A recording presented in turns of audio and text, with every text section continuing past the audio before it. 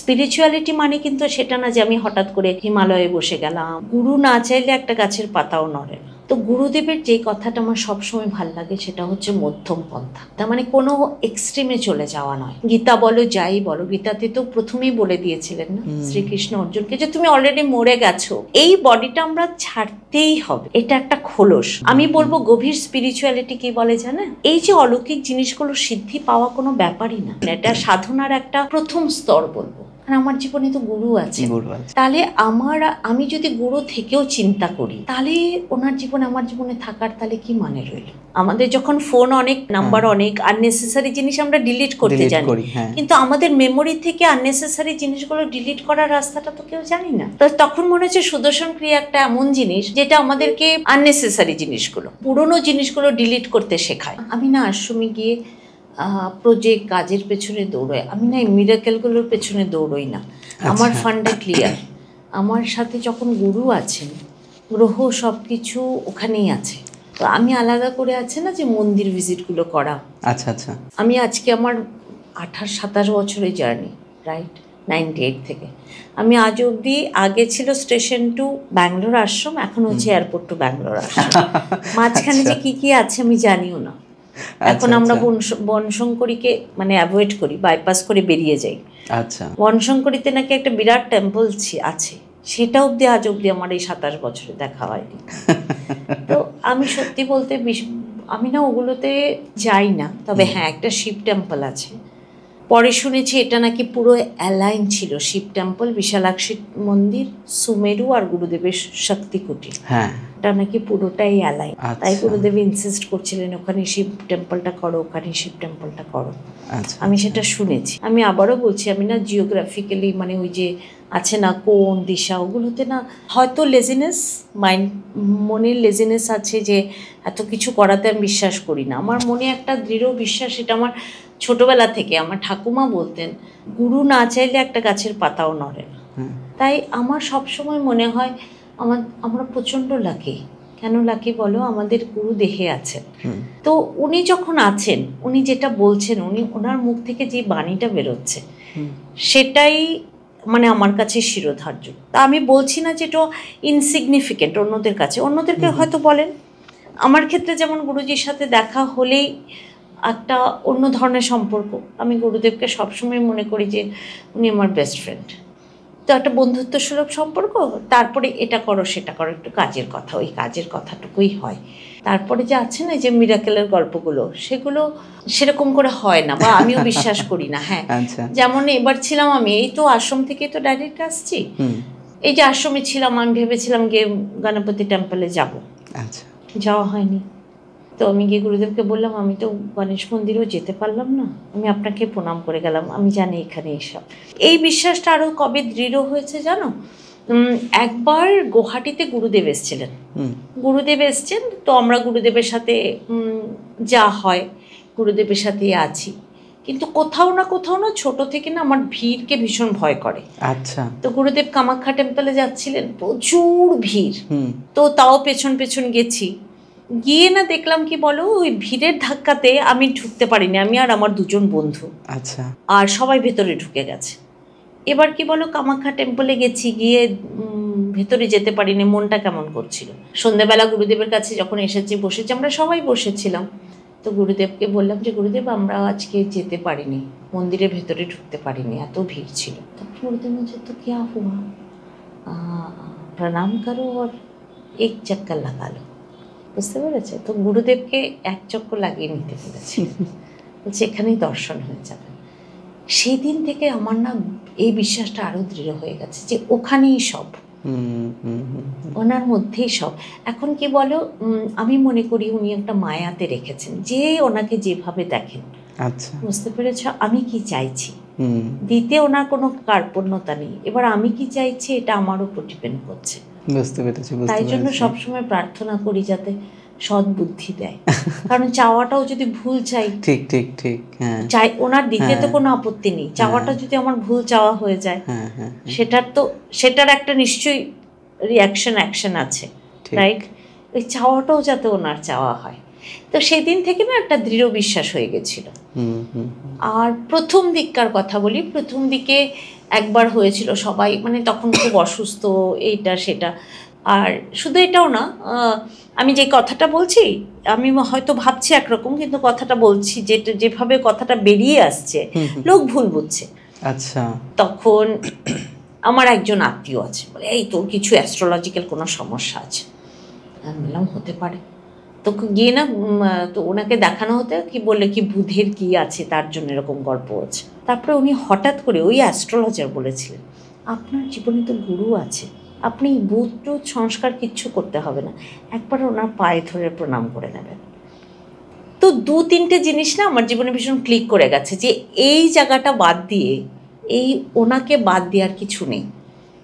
তো সুতরাং না আমি ওই মিরাকলগুলোর পেছনে সেরকম। আমার মনে হয় যে তুমি যেরকম করে গল্পটা বললে, গুরুর এই যে কাছে পর্যন্ত পৌঁছতে পেরেছো বা এই যে বুঝতে পেরেছো, এটাই একটা মিরাকেল আর কি। সেটাও আমি বলবো অ্যাবসলিউটলি এটাই মিরাকেল। এটা কি জানো তো, অহেতুকি কৃপা ছাড়া হয় না। ঠিক ঠিক ঠিক, সত্যি বলছি। আমি সব সময় ভাবি পৃথিবীতে এত মানুষ থাকতে আমরাই কেন আছি।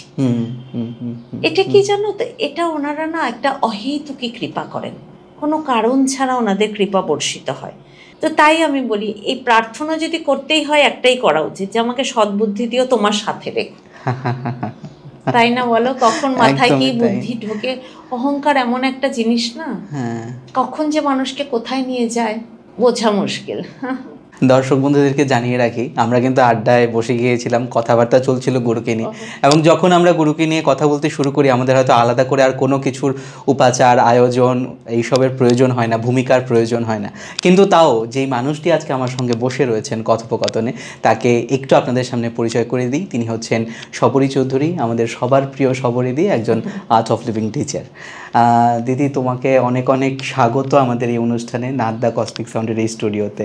আমি ভীষণ আপ্লুত। কেন বলো, এক তো এটা আমার প্রথম, আর গুরু স্টোরি বলতে গেলে আমার ভালোই লাগে। এই যে আমার জার্নিটা, শুধু আমার বলে না, আমার যখন সেদিন সৎসঙ্গে, আগরতলা সৎসঙ্গে দেখছিলাম যে কত মানুষ কতভাবে জুড়ে আছেন, একটা মানুষ কিভাবে এত লোককে ভালোবাসায় জুড়ে রাখতে পারে, সেইখানে সেই বিষয় নিয়ে কথা বলতে আমারও খুব ভালো লাগে। এবং আমার খুব ভালো লাগছে যে আমি তোমাকে অনেকদিন ধরেই চিনি, কিন্তু সেরমভাবে কখনো সামনাসামনি বসে এই বিষয়গুলো নিয়ে কথা বলা হয়নি। তা আজকে তোমাকে পেয়েছি আমার স্টুডিওতে, একটু তোমার জার্নিটা শুনবো, যে তোমার কিভাবে এই আর্ট অফ লিভিংয়ে যাওয়া, কিভাবে গুরুকে খুঁজে পাওয়া। আবারও বলছি, আমি এটা রিপিট করতে চাই, আমি গুরুকে খুঁজিনি গো, গুরু আমাকে খুঁজে নিয়েছেন। গুরু আমাকে পছন্দ করেছেন, বা ওনার অপছন্দের তো কেউ থাকে না, মানে ব্যাস উনি আমাকে ওনার সাথে রেখেছেন, এর জন্য আমি মানে ভীষণ ভীষণ মানে কৃতজ্ঞ। আমার জার্নিটা শুরু হয়েছিল 1998-এ, কোনো কারণ ছাড়া। আছে না যে এই কারণে ক্লাসটা করব, ওই কারণে সেটা করবো, ওইসব কিছুই ছিল না। আমরা প্রেস ক্লাবে একটা ক্লাস চলছিল, রেকি বলে একটা ক্লাস চলছিল। এই ক্লাসে রেকিতে, আচ্ছা আমার বাবা খুব অসুস্থ থাকতেন, আচ্ছা, আর কত ওষুধ, তখন 98-এ ত্রিপুরা চিকিৎসা ব্যবস্থা ওরকম কিছু ছিল না। তখন আমি অল্টারনেটিভ একটা ন্যাচারাল ওয়ে খুঁজছিলাম, কি করে বাবাকে ঠিক রাখা যায়। তখন হঠাৎ করে দেখলাম যে রেকি বলে একটা ব্যাপার আছে, সানন্দাতে বেরিয়েছিল। তার কিছুদিন পরেই শুনতে পেলাম রেকি একটা ত্রিপুরাতে হচ্ছে। আচ্ছা, রেকি ক্লাসে ঢুকে যিনি করাতে এসেছিলেন, হঠাৎ গুরুদেবের ফটো দেখেছিলাম, একটা ছোট ফটো রাখা ছিল। এবার আমার খুব আগ্রহ ছিল যে এই ব্যক্তিটাকে, উনি যে আছেন উনি কে। তো জিজ্ঞেস করাতে উনি বললেন ইনি একজন কোর্স করান, এরা সেলফ ডেভেলপমেন্ট নিয়ে একটা কোর্স করায়। গেছিলাম রেকিতে, হঠাৎ সেলফ ডেভেলপমেন্ট আমাকে খুব মানে খুব আগ্রহ জাগালো, যে কী করে নিজের ডেভেলপমেন্ট করা যায়, উন্নতি কী করে। উন্নতি তো সবাই চায়, তাই নয় কি। তারপর সেদিন আমরা জিজ্ঞেস করলাম যে কে করায়, বলে কলকাতাতে একজন টিচার আছে করান। আমরা কিন্তু সেই কোর্স সম্বন্ধে কিচ্ছু জানি না, কিচ্ছু বলতে কিচ্ছু জানি না, শুধু এইটুকু শব্দ শুনেছিলাম, সেলফ ডেভেলপমেন্ট একটা কোর্স করায়। তারপরে আমরা নিজেরাই অর্গানাইজ করি, আগরতলাতে ফার্স্ট কোর্স হয় 98-এ, গুরু পূর্ণিমার দিন, আমার এখনও মনে আছে। আমাদের কোর্সের যেটা আসল আমি বলবো, আমাদের যেটা মেইন ইউএসপি, সেটা হচ্ছে সুদর্শন ক্রিয়া। আমার এখনও মনে আছে, আমি প্রথম সুদর্শন ক্রিয়া করেছিলাম 98-এর গুরু পূর্ণিমার দিন। আচ্ছা, সেই সুদর্শন ক্রিয়া করে আমি মনে হয়েছিল জীবনে কোনো কারণ ছাড়া মানুষ খুশি থাকতে পারে। ফার্স্ট ডে রিয়েলাইজেশন ছিল আমার সুদর্শন ক্রিয়া, যে আমরা খুশি থাকার জন্য রেস্টুরেন্টে যাই, বন্ধু বানাই বা সিনেমা দেখি, আমারও আগের লাইফটা তাই ছিল। আমি ভাবতাম খুশি থাকতে গেলে কিছুর একটা বাইরের আয়োজনের দরকার হয়। ফার্স্ট ডে ক্রিয়াতে আমার ফার্স্ট রিয়েলাইজেশন হলো, না, খুশি থাকতে গেলে বাইরের কিচ্ছু আয়োজনের দরকার হয় না, আর খুশিটা ভেতরে আছে। First realization. আধ্যাত্মিকতা ভালোই লাগতো, মনে হতো একটা কিছু করি, কিছু একটা করি, কিন্তু কি করে করব বুঝে পাচ্ছিলাম না। আচ্ছা। তারপরে তখন মনে হলো, আচ্ছা এই সংস্থার সাথে জুড়লে তো বেশ একটা মজাই হয়, দেখা যাক গিয়ে। যেটা আমাকে সবচাইতে আগ্রহ করেছিল এই সংস্থার সাথে পুরোপুরিভাবে জুড়তে, সেটা হচ্ছে সমাজসেবা। এখন আমি যখন কলেজে পড়তাম, আমি এনএসএস করতাম, সব কিছু করতাম, মনে হতো সোসাইটিতে কি করে ভালো রাখা যায়। তখন আমি জানতাম না যে বাইরে থেকে কিছু দিয়ে ভালো রাখা যায় না। সেটা পরে গুরুদেবের কাছে গিয়ে অনেকটা ক্লিয়ার হয়েছে আমার কাছে। এখনও যে বলবো না স্পষ্ট হয়েছি, হ্যাঁ, তবে ক্লিয়ারিটি অনেক আছে, স্পষ্টতা অনেকটাই এসেছে। আগে মনে হতো, অহংকারও ছিল, অহংকারও আসতো যে আমরা না এনএসএস থেকে এই সেবাটা করেছি, আমরা ওদেরকে ফল দিয়েছি, আমরা ওদেরকে খাওয়া দিয়েছি। তাই একদিন গুরুদেব হঠাৎ করে সৎসঙ্গে বললেন, কালকে তো ওরা আবার খিদে পাবে, জামাটা তো আবার ছিঁড়ে যাবে, একদম সত্যি কথা, তাহলে কি করা যায়? তখন মনে হলো খুব সত্যি কথা। তাই দুটো জিনিস তখন আমার ভেতর থেকে ক্লিক করেছে। এক হচ্ছে স্কিল ডেভেলপমেন্ট তাহলে করানো উচিত, যে সাময়িক একটা সেবা সেটা আমাদের ইগোকে বুস্ট করে বা ওই লোকটাকেও সাময়িক খুশি দেয়, সাময়িক একটা আনন্দ দেয়, কিন্তু সেটা তো কিছুদিনের জন্য পরে আবার হারিয়ে যাচ্ছে। তার জন্যই তখন আমার মনে ঢুকলো যে না, এক হচ্ছে ক্রিয়া করাতে হবে। রেগুলার আমরা যারা ক্রিয়া করছি, সুদর্শন ক্রিয়া, আমরা নিজেরা বুঝতে পারছি, ওই যে বললাম প্রথম দিনের উপলব্ধিটা, যে খুশিটা আমাদের ভেতরে, তৃপ্ততা আমাদের ভেতরে থেকে আসে।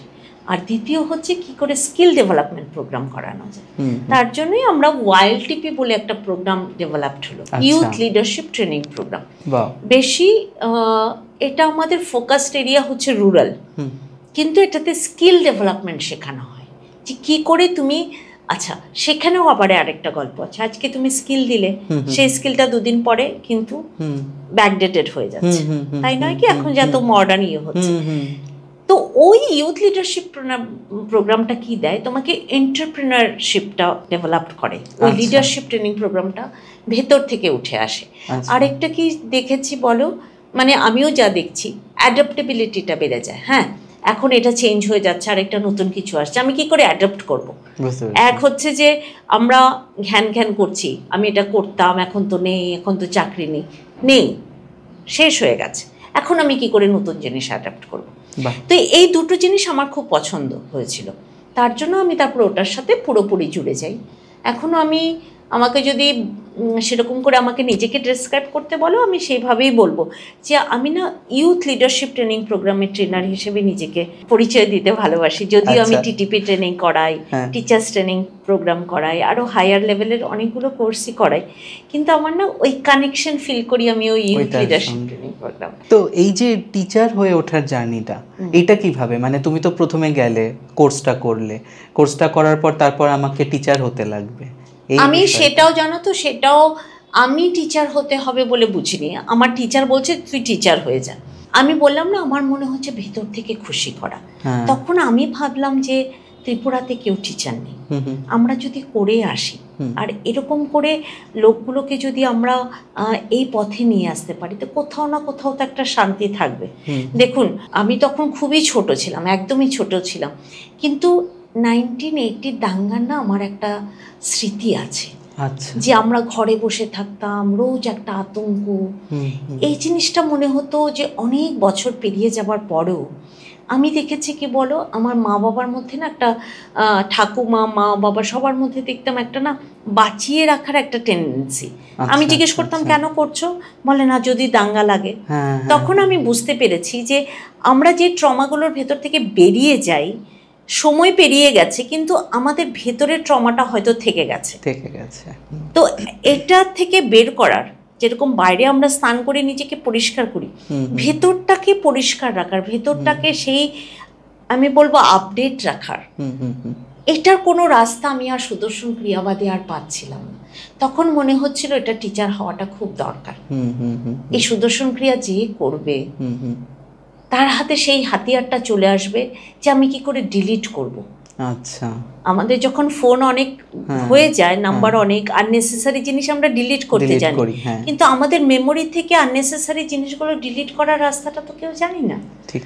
তো তখন মনে হচ্ছে সুদর্শন ক্রিয়া একটা এমন জিনিস যেটা আমাদেরকে পুরনো জিনিসগুলো ডিলিট করতে শেখায়, আননেসেসারি জিনিসগুলো। আমি বলছি না পুরনো শিক্ষাকে আমরা ভুলে যাব, সেটা নয়, কিন্তু আননেসেসারি জিনিসগুলো ডিলিট করতে শেখায়।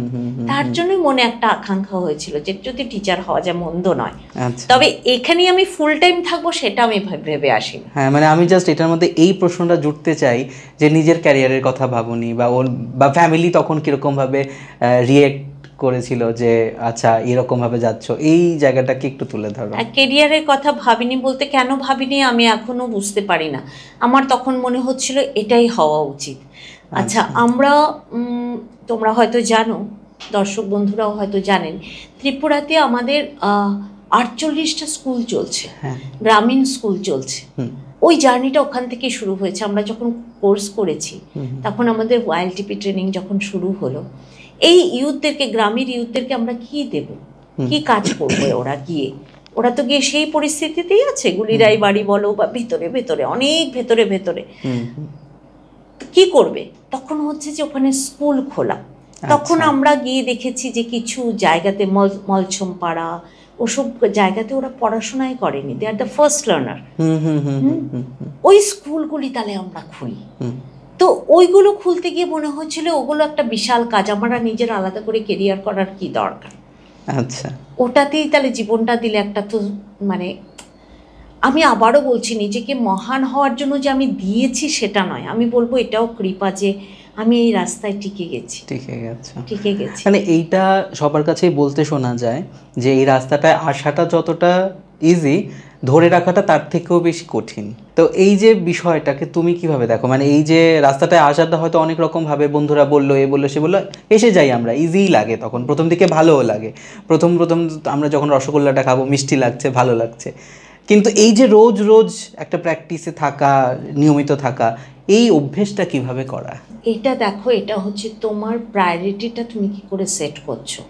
ঠিক আছে, তুমি যেটা রসগোল্লার গল্প বললে, তুমি ধরো রসগোল্লা খেতে ভালোবাসো, এবার তুমি যদি রোজ একটা করে খাচ্ছ, তোমার ওই ধারাবাহিকতা ধরা থাকবে।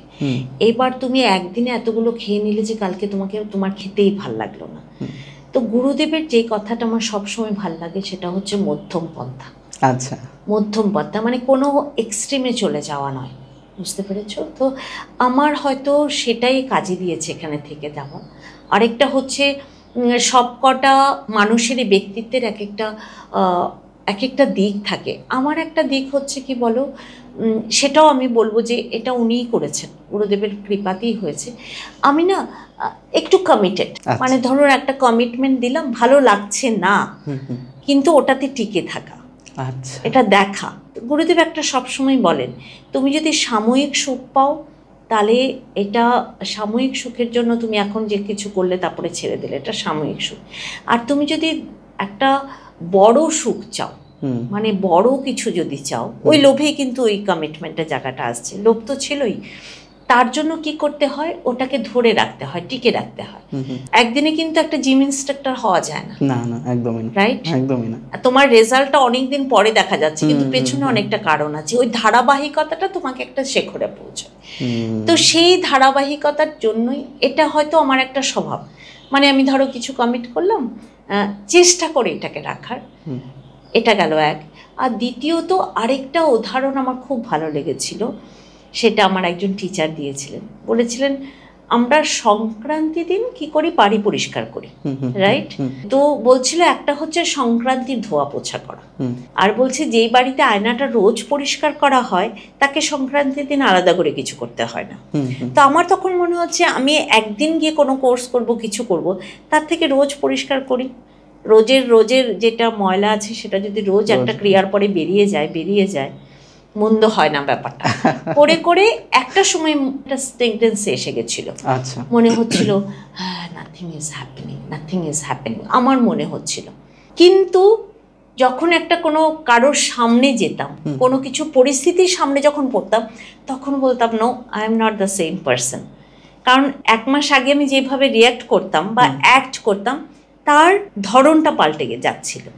তখন আমি ভাবছিলাম যে আমি হয়তো মুখে বুঝতে পারছি না, শরীরে বুঝতে পারছি না, মনে বুঝতে পারছি না, বাট সামহাও কোথাও না কোথাও ক্রিয়া আমাকে রোজ না রোজ রোজ রোজ ফাইন টিউন করছে। তো সেইভাবে টিকে থাকা। একটা প্রশ্ন, আমাদের যখন খুব রাগ ওঠে, ধরো আমরা চিৎকার করি, পাশের সামনের যে মানুষ থাকে তাকে কটু কথা বলে দিই, ইগো ধরে থাকি, সময়ে সময়ে কান্নাও করি, এই যে ইমোশনসগুলো আমাদের হয়, একটা সার্টেন এজের পর নাকি এগুলো আস্তে আস্তে চলে যায়, বা যারা ধরো স্পিরিচুয়ালিটিতে আছে তাদের নাকি এই ধরনের ইমোশনসগুলো আমাকে খুব বেশি একটা ট্রাভেল করে না, এইটা কিভাবে সম্ভব?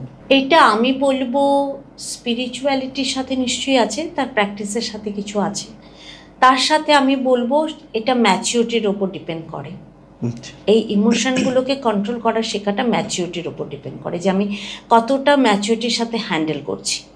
ঠিক আছে, এখন ধরো তুমি আমাকে এখানে বসে কিছু কথা বলছো যেটা আমাকে উত্তক্ত করছে, ঠিক আছে, আমি যদি ম্যাচিওর্ড হই সেটা আমি হ্যান্ডেল করতে জানবো। আমি যদি ইম্যাচিওর্ড হই আমি এখানেই হয়তো চিৎকার শুরু করবো। হ্যাঁ, সেখানে ক্রিয়াটা যেটা আছে, ক্রিয়া কি করে তোমাকে সাহায্য করে সেই ম্যাচিউরিটিটাতে পৌঁছানোতে, ইমোশনটাকে ব্যালেন্স করতে।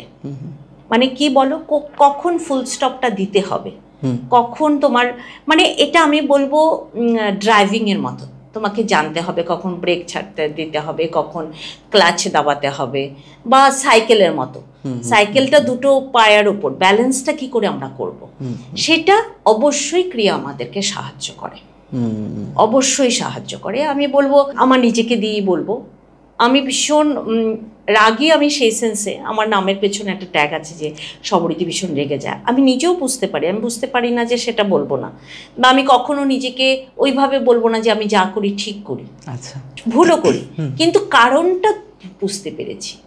আচ্ছা, কারণটা কেন বুঝতে পেরেছি, আমি সেই কৃতিত্বটাও সুদর্শন ক্রিয়াকে দেবো, যেন ক্রিয়াটা আমাকে বুঝতে শিখিয়েছে যে আমার কোথাও না কোথাও পারফেকশনের প্রতি আমার ভীষণ পরিমাণ অ্যাটাচমেন্ট, আচ্ছা, যে ওটা ওভাবেই হতে হবে, আচ্ছা, তার জন্য আমার রিয়াকশনটা হয়, মানে ওভাবে যদি না হয় তখন রিয়াকশনটা হচ্ছে। এইবার তখন আমার মনে হচ্ছে এই স্পিরিচুয়ালিটি আমাকে কি শিখিয়েছে, যে নোবডি ইজ পারফেক্ট। ওকে, এইটা যখন আমার বুঝতে আরম্ভ হয়েছে তখন অটোমেটিক্যালি রাগটাও কমে আসছে। আচ্ছা আচ্ছা, ইমপারফেকশন দেখলেও আমাকে এত ইরিটেট করছে না, তাই নয় কি? তো তাই জন্য আমি বলবো স্পিরিচুয়ালিটি তো অফকোর্স, তাহলে কেন স্পিরিচুয়ালিটির সাথে এটা যুক্ত, যে স্পিরিচুয়ালিটি আমাদের জ্ঞানগুলো তো দেয়। স্পিরিচুয়ালিটি মানে কিন্তু শুধু প্র্যাকটিস নয়, যে আমি বসে শুধু ক্রিয়া করলাম, নো। আমি মনে করি স্পিরিচুয়ালিটি হচ্ছে একটা it is a combo pack, right? আমি যেটা শিখে এলাম, ক্রিয়াটা তো অবশ্যই করব, ক্রিয়াটা হচ্ছে আমার কালকের যে জিনিসগুলো আছে সেটাকে ক্লিন করা। এবার রোজ রোজ যাতে একটা জিনিস ক্লিন করতে না হয়, তাই নতুনত্বের খোঁজ। তাই আমার যেটা আপগ্রেডেশন হওয়া উচিত সেটা আসে কিন্তু নলেজ থেকে, স্পিরিচুয়াল জ্ঞান থেকে। যেমন আমাদের হ্যাপিনেস প্রোগ্রামে প্রথমেই বলা হয় 100% দাও, তাই নয় কি? তো দেখো 100% যখন আমরা দিই না, রাগটা এমনিতেই কমে আসে, আসে কিনা বলো? তখন আর আফসোস থাকে না জীবনে, অনুশোচনাটা থাকে না।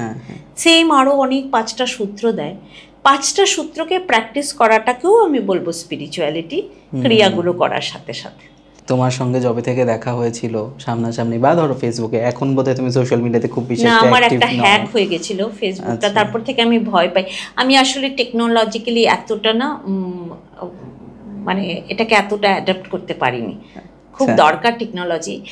এটা হওয়ার পরে কলকাতায় তো তখনও ওই সব চলছিল, ওই যে একজন ডাক্তারের সাথে যে ঘটনাটা ঘটেছিল, আমার লালবাজারে দৌড়দৌড়ি করতে হয়েছিল, কারণ আমার এটা হ্যাক হয়ে অনেক পয়সা আমাদের লোকজনের কাছ থেকে তুলে নিয়েছিল। তারপর থেকে আমি একটু সোশ্যাল মিডিয়াকে অ্যাভয়েডই করে চলছি। আচ্ছা আচ্ছা, প্রশ্নটা এই কারণে করা, আগরতলায় যখন নিতিন ভাইয়া এসেছিলেন সাইলেন্স কোর্সের সময় আর কি, বিকেলবেলা একটা সৎসঙ্গের আয়োজন করা হয়েছিল, আমরা সবাই সেখানে গিয়েছিলাম। তো ঋষিজি বলছেন যে কেউ একজন প্রশ্ন করেছিলেন যে আপনার এই হাসির রহস্যটা কি? তো বলছে যে এরকম আমার মতন লম্বা দাড়ি করে নাও, তাহলে তুমিও আমার মতন হাসতে পারবে। তোমার হাসির রহস্যটা কি? আমার হাসির রহস্যটা হয়তো নিশ্চিন্ত থাকাটা। আচ্ছা, কোথাও না কোথাও জীবনে না একটা সিকিউরিটি চলে আসে, যখন তোমার জীবনে মনে হবে না আমার জীবনে কেউ আছে, আমি একটু সিকিওর, তখন হাসিটা অটোমেটিক্যালি বেরোয়। আমার জীবনে আমি মনে করি আমার জীবনে না আমার সবসময় মনে হয় আমি তো সিকিওর, কারণ আমার জীবনে তো গুরু আছে। তাহলে আমি যদি গুরু থেকেও চিন্তা করি তাহলে ওনার জীবনে আমার জীবনে থাকার তাহলে কি মানে রইল? ঠিক ঠিক ঠিক ঠিক। যেখানে যবে থেকে নিশ্চিন্ত হওয়াটা বাড়ছে, আমি বলবো না আমি সম্পূর্ণভাবে নিশ্চিন্ত, এখনো আমাকে হঠাৎ করে কোনো দুশ্চিন্তা গ্রাস করে না, না মিথ্যে কথা, আসে কিন্তু বেশিক্ষণ টিকে থাকে না। তো আমার সবসময় মনে হয় উনি যখন আছেন তো আচ্ছা ঠিক আছে, দেখে নেওয়া যাবে, তাই না? আমার সবসময় মনে হয় কি বলো, ছোটবেলায় ঠাকুমার কাছ থেকে গল্প শুনেছিলাম যে খুঁটিতে যখন বেঁধে দেওয়া হয় ছাগল বা গরুকে, সে ওই খুঁটিটাতে বাঁধা থাকতে যতটা দূর যাওয়া যায় গিয়ে সব খাওয়া দাওয়া করে আবার ফেরত চলে আসে, ওর টান আছে। তো আমার মনে হয় আমার জীবনে তো গুরু আছে, যতটা ঘোরার ঘুরে টুরে নিয়ে আবার সেই সোর্সে ফিরে আসা, সেটাই হয়তো আমার রহস্য। বুঝতে পেরেছি। একটা প্রশ্ন করব, সেটা হচ্ছে গুরু পূজা নিয়ে। মানে গুরু পূজা মানে যেটা আমরা শুনি আর কি, যে গুরু পূজার সঙ্গে যারা, বিকজ আমার গুরু পূজা শেখার ভীষণ ইচ্ছে ছিল।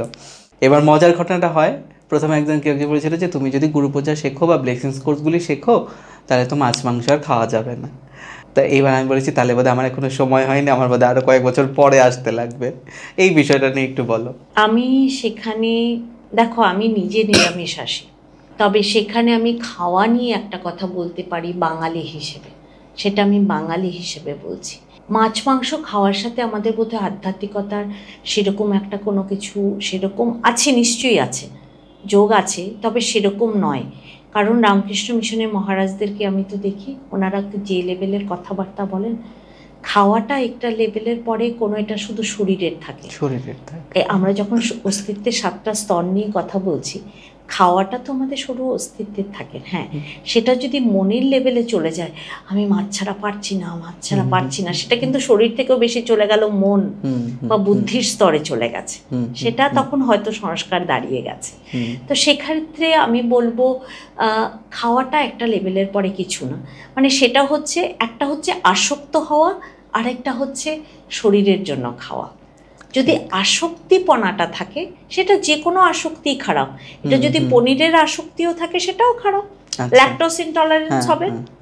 ব্যাপারটা হচ্ছে আমি আসক্ত কিনা, বুঝতে পেরেছেন? আমি বললাম আমি নিরামিষ আসি, কিন্তু আমার পনির ছাড়া চলে না, রেগে গেলাম, তার মানে আমি আসক্ত, তাই না? আবার যে মাছ খাচ্ছে সে হয়তো আজকে মাছ পেলে খেলো, না পেলে না খেলো, সে আসক্ত নয়।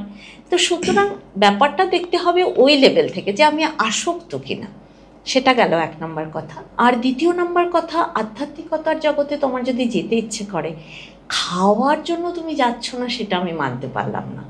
কারণ যদি ছাড়ার হয় না, আমি মনে করি নিজে থেকেই ছেড়ে যাবে।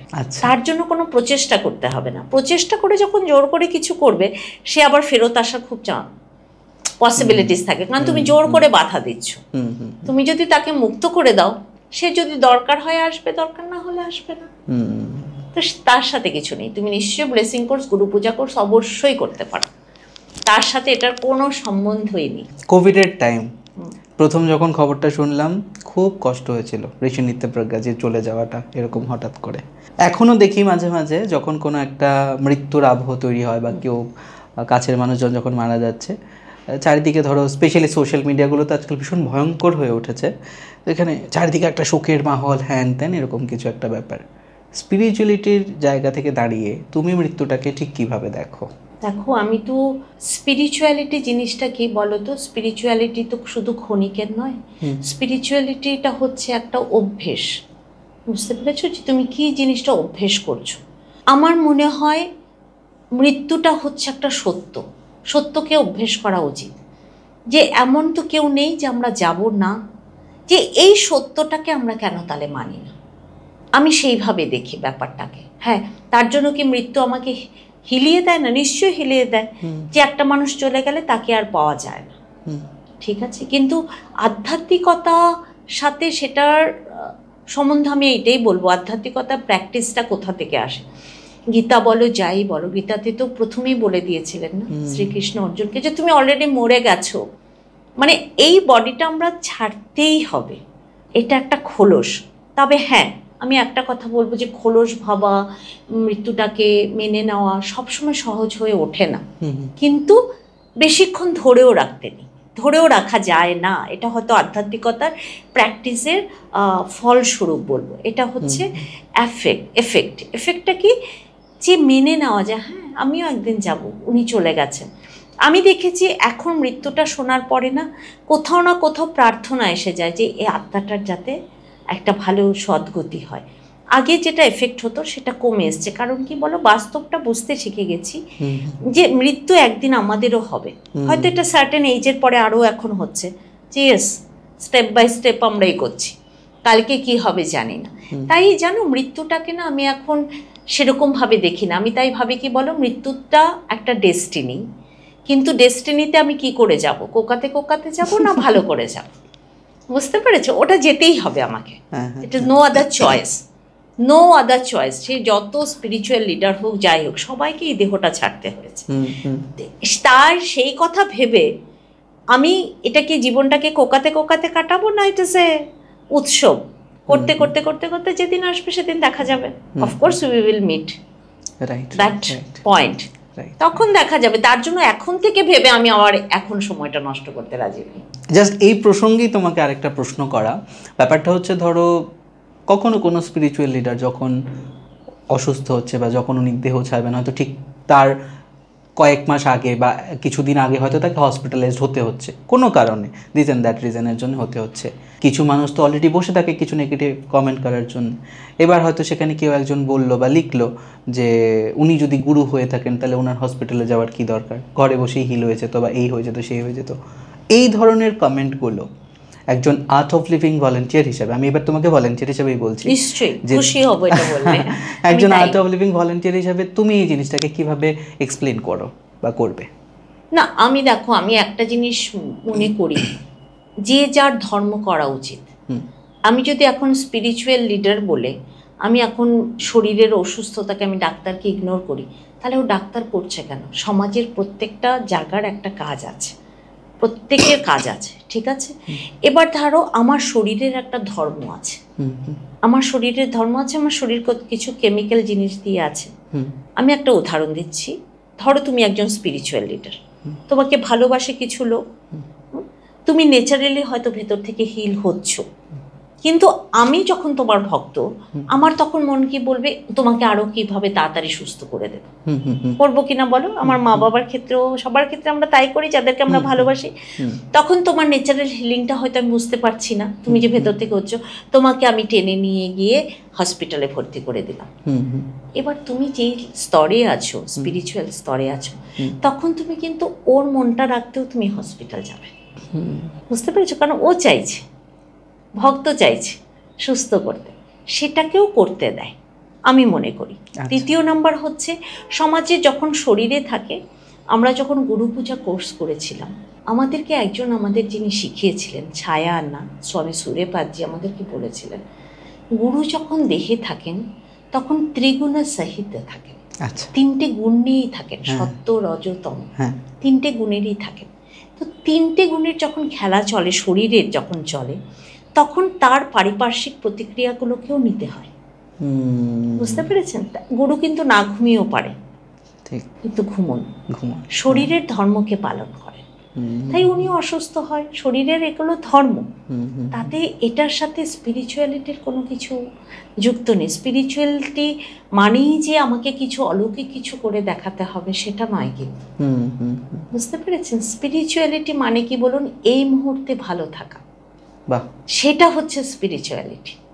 এই মুহূর্তে আমি আপনার জন্য ভালো ভাবছি কি না, সেটা স্পিরিচুয়ালিটি। আমার উপস্থিতি আরেকজনকে সুখ দিচ্ছে কিনা, সেটা স্পিরিচুয়ালিটি। স্পিরিচুয়ালিটি মানে কিন্তু সেটা না যে আমি হঠাৎ করে হিমালয়ে বসে গেলাম, সেটাও স্পিরিচুয়ালিটি, আমি কাউকে ছোট করছি না, কিন্তু স্পিরিচুয়ালিটি আমি মনে করি, স্পিরিচুয়ালিটি মানে কিন্তু সবকিছু অলৌকিকতা না। আমি বলবো গভীর স্পিরিচুয়ালিটি কি বলে জানেন, যে এই যে অলৌকিক জিনিসগুলো সিদ্ধি পাওয়া কোনো ব্যাপারই না, কোনো ব্যাপারই না, এটা সাধনার একটা প্রথম স্তর বলবো। আসল উদ্দেশ্য সেটা হওয়া উচিত না, কারণ সেটাও তো মোহ দেবে। আজকে ধরুন আমি আপনাকে একটা কথা বললাম যে কালকে তুমি একটা হঠাৎ করে তোমার কাছে টাকা চলে আসবে, এবং ধরো সেটা চলে এলো, এটা সিদ্ধি। তখন তুমি আমাকে ভালোবেসে একটা জিনিস দিলে, সাথে কিন্তু আমার লোভ হওয়ার পসিবিলিটিসটা অনেকটা বেড়ে যায়। এই সিদ্ধিগুলোকে হ্যান্ডেল করাটাও কিন্তু ব্যাপার। সুতরাং স্পিরিচুয়ালিটিতে এই সিদ্ধি লাভ করাগুলো কোনো ব্যাপারই না, এটা খুব একদম বেস লেভেলের সাধনার জায়গা। আসল স্পিরিচুয়ালিটিতে হচ্ছে অন্য কথা। আসল স্পিরিচুয়ালিটি হচ্ছে সেই সত্যটাকে করা যে আমি একটা বড় ব্যাকড্রপ, আমি একটা বড় আমি, আর আমি যে কথা বলছি এটা সম্পূর্ণ আলাদা। সেই রিয়েলাইজেশনটাকেই তো বোধহয় আনা। আমিও আসলে খুঁজছি, আমি বলতে পারবো না এটাই আলটিমেট উত্তর, আমিও খুঁজছি যে হোয়াট ইজ স্পিরিচুয়ালিটি। তুমি যেমন অনেকগুলো আমাদের ধর্মের কথা বললে, হ্যাঁ, এবার ধরো কাজ করতে গিয়ে অনেক সময় আমরা প্রচুর নলেজ আসছে আমাদের সামনে, আমরা জ্ঞানে যোগের মধ্যে থাকছি, কখনো যোগা করছি, কখনো ধ্যান করছি, এই যে কখনো কর্ম করে যাচ্ছি, প্রতিনিয়তই করে যাচ্ছি, এটার যে একটা ব্যালেন্স করা কখনো কখনো আমাদের দ্বারা হয়ে ওঠে না, আমরা এদিকে ওদিকে চলে যাই, ভটকে যাই রাস্তার মধ্যে, এটাকে ব্যালেন্স কীভাবে করা? প্রার্থনা এক, দ্বিতীয় বলবো ব্যালেন্সটা যদি বিশ্বাস থাকে, সমর্পণ থাকে, ব্যালেন্স বোধহয় নিজে থেকেই হয়ে যায়। আচ্ছা। আর তৃতীয় কথা, আমি একটু প্র্যাকটিক্যাল কথা বলবো, যেটা আমাকে কাজ করতে সুবিধে করে বা ভাবতে সুবিধে করে। আমি নিজের না একটা ডায়েরি মেনটেন করি। আচ্ছা। এটা বুলেট জার্নাল বলে। আচ্ছা। আমি এটা মেনটেন করি, মানে কি বলো, আজ রাতে আমি লিখে রাখবো যে কালকে আমি কি কি কি কি কি কি কাজ করব, তার মধ্যে একটা যাতে আরেকটার সাথে ওভারল্যাপ না করে। তাই ভোটকে, মানে ওই যে বলছো না হঠাৎ করে রাস্তা বিচ্যুত হয়ে যাওয়াটাকে আমি ঠিক রুটিনে ফেলে দিই, তা যাতে না হতে পারে। ধরো অনেক সময় এমন কাজ আসে যেটার জন্য আমাকে মনে হবে আজকে চলো সাধনাটাকে একটু স্যাক্রিফাইস করে দিই, আজকে সাধনাটা করলাম না, সেটা যাতে না করতে হয়। কালকে আমার কি কাজ আছে আমি আজকে থেকে তৈরি হয়ে, তাহলে আমি নিজে জানি তাহলে আজকে একটু তাড়াতাড়ি ঘুমোতে যাব, তাই আমি নিজেকে না এখনো অবধি বুলেট জার্নালের একটা দায়রাতে ফেলে রেখেছি। মানে আমি আজকে যদি আমার কাজ থাকে তাহলে আমি সাধনাটা এই টাইমে করব, আজকে তাহলে আমার ওই কাজটা করব, ওই প্রজেক্টের ওই কাজটা করব, সেটা করব করে কোথাও না কোথাও একটা ব্যালেন্স তৈরি হচ্ছে আমার ক্ষেত্রে, বুলেট জার্নালের ক্ষেত্রে। তো সেখানে আমি বলবো যে নিজের সাথে একটু সময় কাটানো সবার উচিত আমাদের, যে আমার কালকের রুটিনটা কি হবে, আমি কোনটাকে কম্প্রোমাইজ করছি, আমি সাময়িক সুখটাকে ফার্স্ট প্রেফারেন্স দিচ্ছি, আমার প্রেফারেন্সটা কোনটা, ওই প্রেফারেন্সটা একটু নিজের সাথে বুঝে নিলেই মন যেটা বলবে সেটাই করা উচিত। এত স্টাবন হওয়ার আমার মনে হয় না দরকার আছে, তাহলে একটু শুষ্ক জীবন হয়ে যায়। মাঝে মাঝে অন্যায় করলে কিন্তু দুষ্ট বাচ্চাদেরকে স্যাররা ভালোবাসে, আদরও করে। হঠাৎ যদি মনটা ভরকে যাচ্ছে, এটা মন ভাবতে হবে, আমি করছি বললে হবে না। আচ্ছা মনটা ভরকে যাচ্ছে, সেই সজাগতাটা থাকলে মজা লাগে। আচ্ছা মনটা দুষ্টুমি করছে, বলছে আজকে সাধনা করব না, মানে মনটা আমাকে অন্য পথে চালনা করছে, সেই সজাগতাটা থাকলে না মজাও লাগে। ওকে ওকে, ভেরি ইন্টারেস্টিং। ধরো আমি অফিসে বসে রয়েছি, কাজ করছি, হয়তো বস কোনো একটা কারণে বকে গেল, বা ধরো কোনো একজন ক্লায়েন্ট, কোনো একজন কাস্টমার আমাকে এসে দুটো কথা শুনিয়ে গেল, হয়তো যেখানে আমার কোনো দোষই নেই। এবার আমার খুব তো ইচ্ছে করছে তাকে দুটো কথা শুনিয়ে দেই, কিছু একটা বলে দিই, বা পেছন থেকে কেউ একজন বলছে কি হবে ও শুনিয়ে, কি হবে বলে। এই যে একটা সিচুয়েশান, এটা আমার ক্ষেত্রে হয়তো তৈরি হয়েছে কিছুটা, তাও লোকে বলে আমি নাকি ঝগড়া করি অনেক সময়। এই জিনিসটাকে কীভাবে ম্যানেজ করা, বা কি নিজেকে কীভাবে তখন বোঝানো, আমার কখনো মনে হয় আমি যখন উত্তরটা যদি দিতে পারলাম না, আমার ভেতরে ভেতরে একটা স্ট্রেস কাজ করতে থাকে, এই তো কিন্তু বলার তো উচিত ছিল, কেন বললাম না, কি করব তখন? আমি তোমার প্রসঙ্গটা বলছি পরে, তোমাকে আচ্ছা তোমার প্রসঙ্গটা আগে এখন বলিনি। তুমি বলছো যে পেছন থেকে আমাকে কেউ বলছে যে কিছু বলো না, সেটা হয়তো তোমার ভালো মানুষ বা তোমার একটা অ্যাওয়ারনেস বলছে যে কিছু বলো না, ঠিক আছে। আবার তোমার আরেকটা বলছে যে বলে দিলে ভালো হতো। আমি এখানে দুভাবে কাজ করি। আমার যদি সত্যি মনে হচ্ছে যে বলে দিলে ভালো লাগতো, আমি বলেই দিই। আচ্ছা, ওই পরিস্থিতিতে বলে দিয়ে আমি আবার ওর সাথে বন্ধুত্ব করে নেওয়ার চেষ্টা করি, যে আমি বলে দিয়েছি। কারণ কি আমার মেন্টাল হেলথটাও তো আমাকে দেখতে হবে। আমি যদি এটাকে ধৈর্য রেখে যে সত্যি যদি ভাবি এটা বলে কি হবে, ঠিক আছে ও ভুল করেছে, যদি আমার এটা স্থিতি হয় মনের স্থিতি, তাহলে কিন্তু এটা আমাকে এফেক্ট করে না। আমি বলছি হ্যাঁ এটা কি হবে বলে, এটাকে।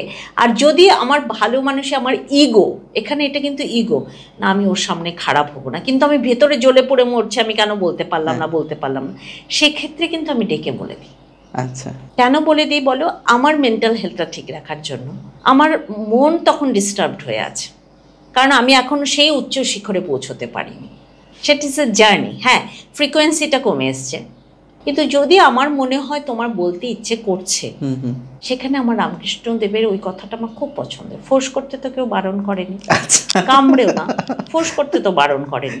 কারণ এবং সেই ফোর্সটা করে যদি আমি মনে হচ্ছে যে না আমি তো ভুল কিছু করিনি। আর এখন একটা এমন দিন এসছে জানো তো, কিছু মনে করবে না, একবার তুমি আপনি করে কথাটা বলছি, তোমার সাথে আমি গুলিয়ে যাচ্ছি।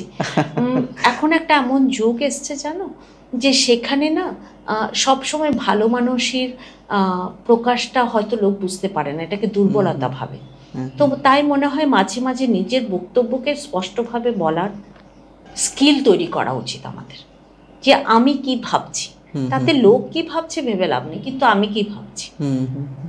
সেখানেও আমি প্রার্থনা করি যে আমার সদ্বুদ্ধি, বলছিলাম না প্রথম যে সদ্বুদ্ধি যাতে থাকে, আমার ভাবনাটা যাতে আরেকজনের কিছু ক্ষতি না করে।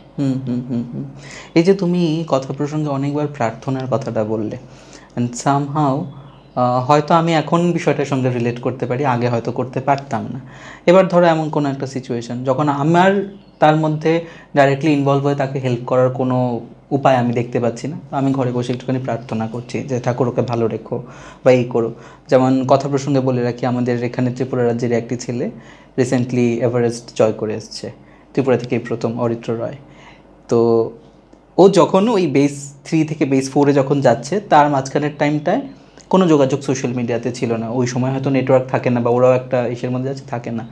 তার মাঝখানে কলকাতা থেকে 2টো খবর পেলাম যে 2জন পর্বতারোহী মারা গেছেন, ওইখানের ওয়েদার খুব খারাপ ছিল, হ্যান ত্যান। এবার আমি তো তখন ওই জায়গাটায় পৌঁছতে পারবো না। আর অরিত্রকে আমার খুব ভালো লাগে, খুব ভালো পজিটিভ একটা ছেলে, একটা ভীষণ একটা ভালো একটা মোটো নিয়ে কাজটা করছে।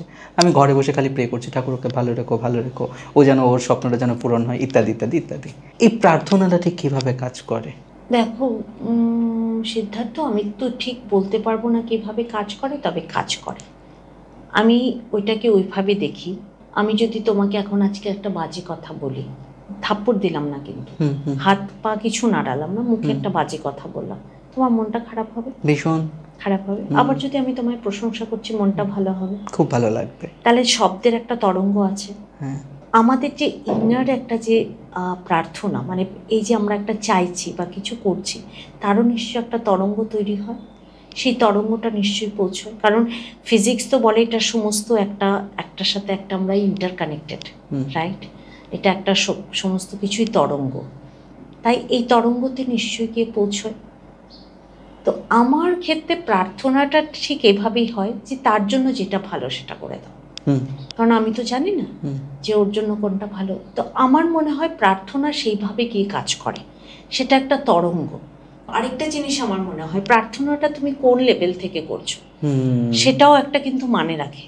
দেখো, তৃপ্ততার লেভেল থেকে প্রার্থনাটা এলে মনে হয় সেটা আরো আগে কাজ দেয়, যে আমি তৃপ্ত, আমার তো কিছু চাই না, মানে চাই না বা যাই হোক, আমি ভেতর থেকে আমি ভীষণ কন্টেন্ট, আমি ভীষণ তৃপ্ত। সেই লেভেল থেকে যখন যেটা চাওয়া হয়, তখন মনে হয় না যে সেটা খুব তাড়াতাড়ি হয়ে যায়। আর সব জায়গায় তো আমরা যেতে পারি না, আমরা ফিজিক্যাল, যখন আমরা একটা শরীরে আছি, আমাদের অনেক লিমিটেশন আছে।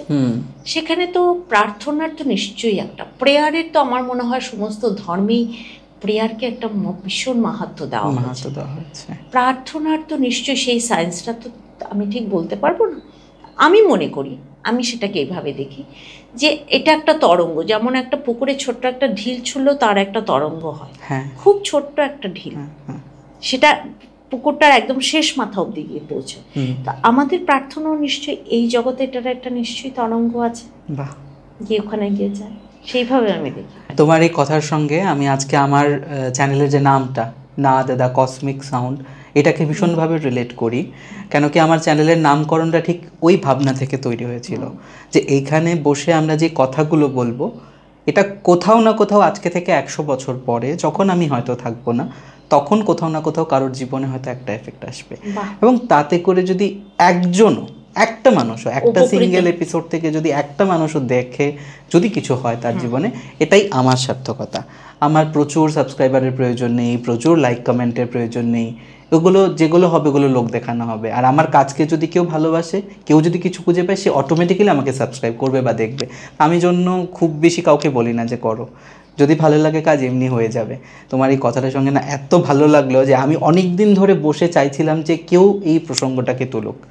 আজকে আমি তোমাকে ভীষণ বিরক্ত করছি, অনেকগুলো প্রশ্ন নিয়ে বসেছি। একদমই বিরক্ত করছেন, আমার তো মনে হচ্ছে আমি গল্পর ছলে কথাগুলো বলছি, তো আমার মনে হয় তোমার এই প্রার্থনায় নিশ্চয়ই কেউ শুনেছে, আমার মুখ থেকে এই কথাগুলো বার করেছে। এমন তো নয় যে আমি প্রিপারেশন নিয়ে এসেছিলাম যে আমি এটা বলবো। একদমই তাই, বিকজ আমারও এখানে কিছু প্রশ্ন হয়তো সেট করা ছিল, কিন্তু এটা চলছে একদম অন্যরকম একটা ধাঁচে। এবং আমি বুঝতে পেরেছি আমি যখন এরকমভাবে কিছু একটা থাকে আর কি, এটা এরকমভাবেই হয়, কিচ্ছু আমার জীবনে প্ল্যান করে হয় না। তোমাকে পরে যে প্রশ্নটা করতে চলেছি সেটা হচ্ছে স্বপ্ন নিয়ে। কখনো কখনো এমন হয় কিছু কিছু স্বপ্ন আমরা দেখি, পরদিন হয়তো বাস্তবেও সেটা আমার সঙ্গে হয়ে যাচ্ছে। বা ধরো আমি আজকে ব্যাংকে বসে রয়েছি, কাজ করছি, ধরো র্যান্ডমলি ভাবলাম যে অনেক দিন ধরে এই লোকটাকে তো দেখি না, আসছে না, হয়তো 5 মিনিট পরই উনি এসে ঢুকলেন। বা ধরো আমি এই মুহূর্তে যেটা ভাবছি তুমিও ঠিক এটাই ভাবছো, এবং কোনো একটা জায়গায় কথার মাধ্যমে বুঝলাম যে আমাদের দুজনের সেম একটা থট প্রসেস কাজ করছে। এইটা কিভাবে হয়? এটা হচ্ছে আমরা কোথাও না কোথাও তো রিলেটেড, আমরা চোখে দেখছি না। দেখো আমি আজকে মোবাইলে তোমাকে আমি একটা এত বড় ফাইল পাঠালাম, এটা তো কানেক্টেড নয়, এটা কোথাও না কোথাও দিয়ে গিয়ে তো তোমারটাতে ঢুকে গেল, কোথাও না কোথাও তো কানেক্টেড, নয়তো এত বড় ফাইলটা ট্রান্সফার হলো কি করে? সেইভাবে আমাদের ভাবনাগুলো কোথাও না কোথাও ভাবে আমরা একজনের সাথে একজন কানেক্টেড, যেটা আমরা চোখে দেখতে পাচ্ছি না। তো সেই হিসেবে আসে এগুলো। আমি আবারও বললাম এগুলো ছোটোখাটো ব্যাপার, যে তুমি যেটা ভাবছো সেটা হয়ে যাচ্ছে। হ্যাঁ, স্বপ্নের ক্ষেত্রে বলবো গুরুদেব এটাকে নিয়ে খুব সুন্দর করে বলেছে যে 5 ধরনের স্বপ্ন হচ্ছে। আচ্ছা, যে কি ধরনের, তুমি কোথায় আছো সেই জায়গার স্বপ্ন হতে পারে। কিছু স্বপ্ন তোমাকে কি করে আগাম দিনের একটা বার্তা, পূর্বাভাস দিয়ে দেয়। আবারও বলছি সেটা হচ্ছে তোমার রিসেপ্টেবিলিটিটা কেমন, তুমি কি ধরনের, তুমি কতটা, মানে আমাদের এন্টেনাটা কতটা, সোজা কথা আমাদের টাওয়ারটা কতটা স্ট্রং বা কতটা ক্যাপচার করতে পারছে। আমরা কিন্তু সবাই কিছু না কিছু টের পাই। কেউ হচ্ছে যে টের পাওয়াগুলোকে নিয়ে একটু কাজ করি, কেউ হচ্ছে অ্যাভয়েড করে দিই, আমরা বুঝতে পারি না। আর কিছু হচ্ছে আমাদের এই টাওয়ারের এগুলোকে আমরা ভোতা করে ফেলেছি, বুঝতে পেরেছো? কারণ এগুলোর প্রপার মেনটেনেন্স হয়নি, তার জন্য ভোতা হয়েছে। কারণ আমাদের সবার ভেতরে এইগুলো, এই রিসেপশন করার ক্ষমতাগুলো আছে, আমরা কিন্তু তার জন্য অতি মানব নই। আমরাও আমাদের একটা হিউম্যান বডিতে যেসব অর্গানগুলো আছে বা আমাদের যেগুলো সেন্সিটিভিটি পয়েন্টগুলো আছে সেগুলো কিন্তু সবসময় সজাগ।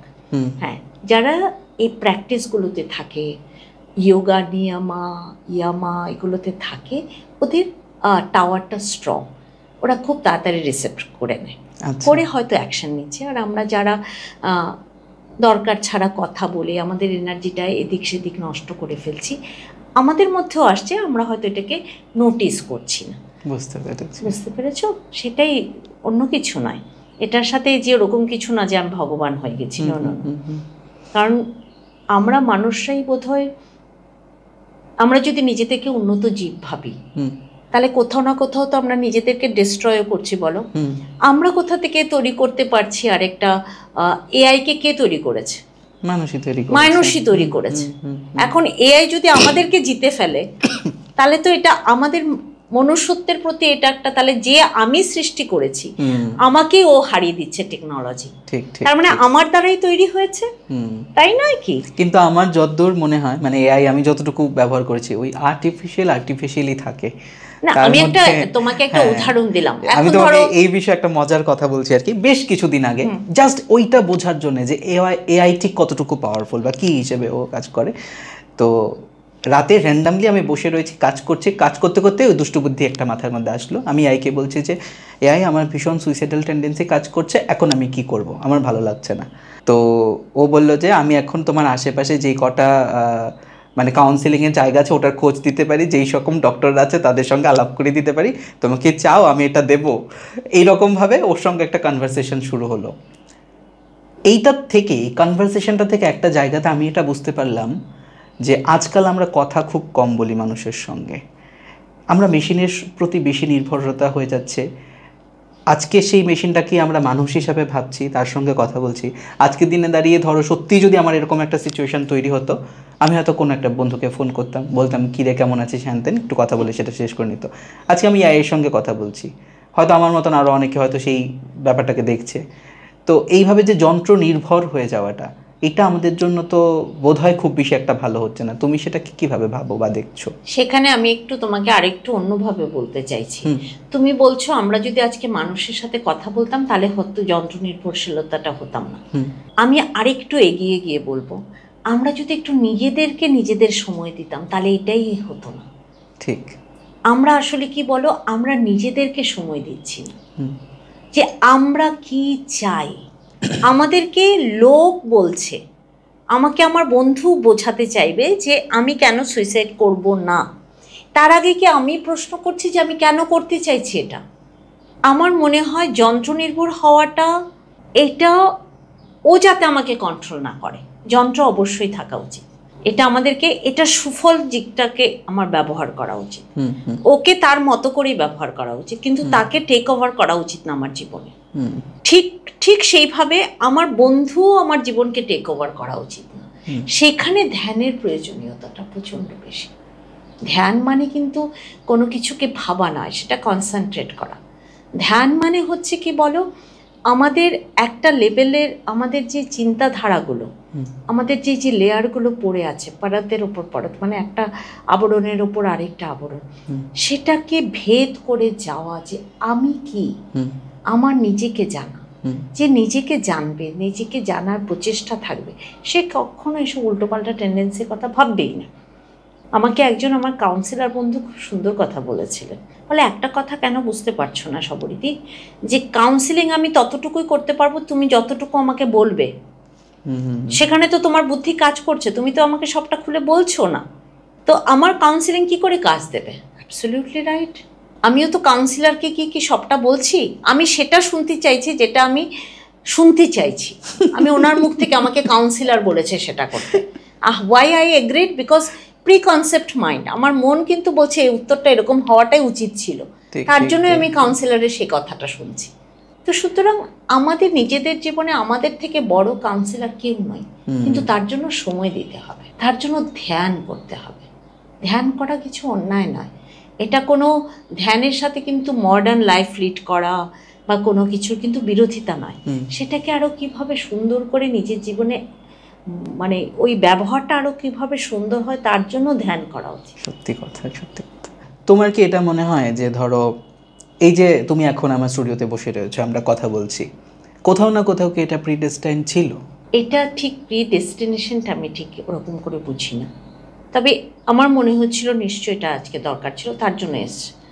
নয়তো 23 তারিখ আমি কেন আগরতলায় না, আজকেই কেন করলাম?